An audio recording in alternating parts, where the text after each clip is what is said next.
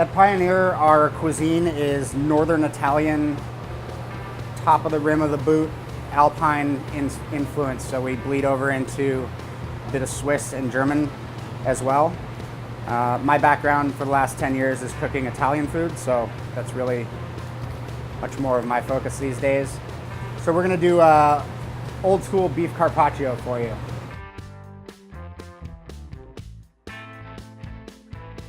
When I say old school, it means we're gonna pound it out by hand as opposed to freezing a whole muscle and slicing it on a slicer. This is beef tenderloin, so the cut you would get for a filet mignon. It's nice and tender. It's got a decent amount of fat running through it, which will give it some nice flavor, but we're also gonna douse it in a bunch of extra virgin olive oil from Umbria. So we're gonna cut about 2.25 ounce chunk, which is about right here. And then we're gonna take this and we're gonna put it between two pieces of paper, a little bit of olive oil on there, both to season it and to give it some, so it doesn't stick to the paper. It's good to do this on a really firm surface that doesn't have a lot of give to it. This mallet has two sides to it. It's a tenderizing side and then a flat side. We'll wanna use the flat side so that we don't demolish it.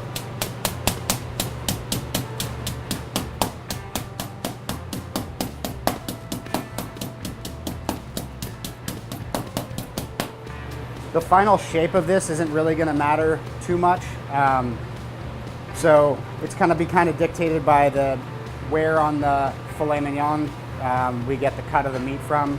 But I am sort of working gentle pounding a little bit around till it gets a little more flat, and then I'll start hitting a little bit harder.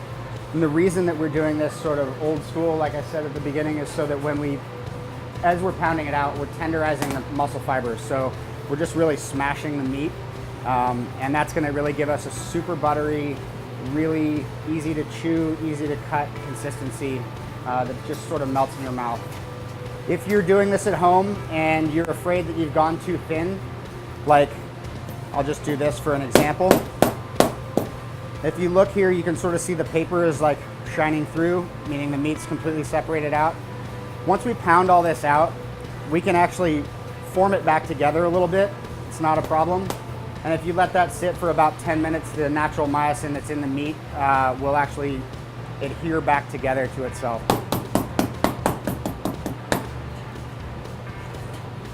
I'll kind of go back over and use the mallet to iron it out a little bit so that any spots that were thicker will sort of spread into the thinner spots. I can also use that to feel where the thickest spots are. Another way to tell is to just hold it up to the light. And you can sort of see the darker spots. It's a bit thicker right about here, a little thinner in these patches.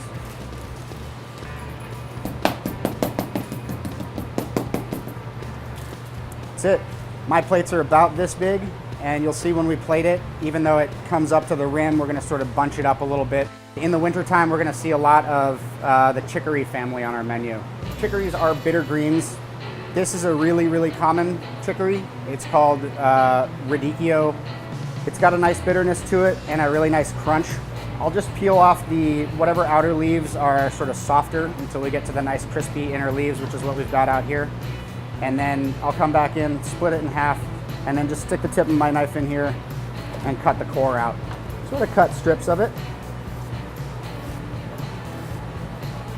That should be enough for what we're doing.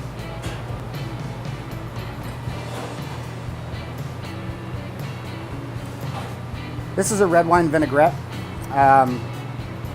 Very simple, just basic red wine vinegar. Take some shallots, mince them up real small, maybe 1 shallot to 1.5 cups of vinegar to about 4 cups of olive oil, or you can use canola oil with a little bit of olive oil in there so you get that olive oil flavor without breaking the bank.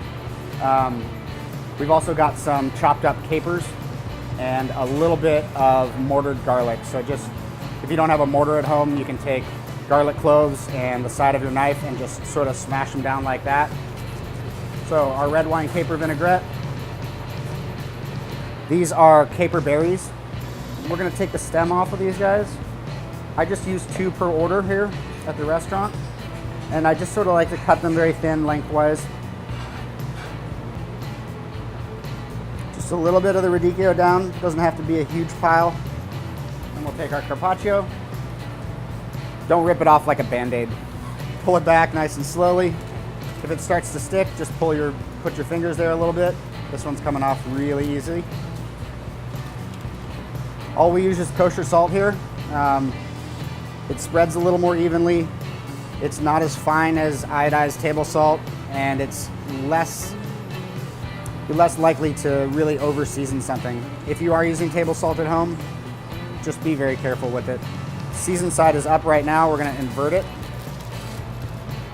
right over the top of the radicchio. Again, peeling back nice and slow. Just sort of prodding it down with your finger. Now we've seasoned the bottom side. We're gonna lightly season the top as well. A little more black pepper. Then we're gonna take, very gently, just pick a few points about an inch in from the diameter, or from the edge rather, and just sort of tease it up, leaving the radicchio sort of peeking out of the side. So it's got some nice volume, texture. You can see the radicchio on the side. Take our caper berries. Just like to do a little pile here, a little pile here. This is Parmesan.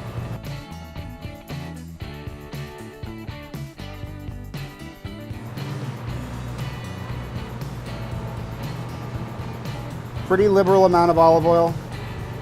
It's not just to add fat to the dish, although it is partially that.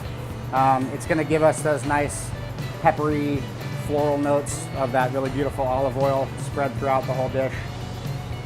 And there we have our old school beef carpaccio.